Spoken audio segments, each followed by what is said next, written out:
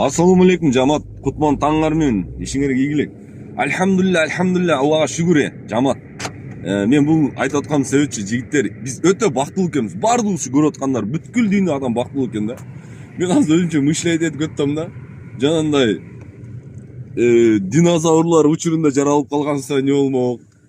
Же болбосо жанагындай кылыч найза менен урушуп жүргөндө жаралып калсак эмне болмок? Мисалы айтканда 21-кылымдар жаралып калсак эмне болмок, сүргүндө жаралып калсак эмне болмок.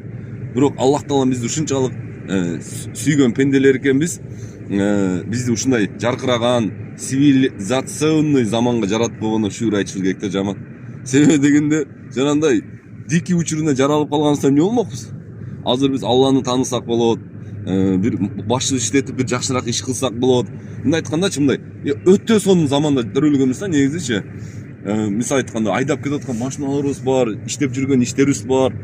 Мисалы айтканда жада калса, мисалы айтканда менден чоңураак 91ден чоңураак жашта төрөлүп калганса эмне болмок? Жана союз тараган учурда ачарчылыкта төрөлүп калсак эмне болмок? Мисалы айткандачы. Кандай кыйынчылыктар болгон учурда төрөлүп калсак эмне болмок? Азыр биз сонун жашоодо жашап атабыз. Ошондуктан аракет кылайлы.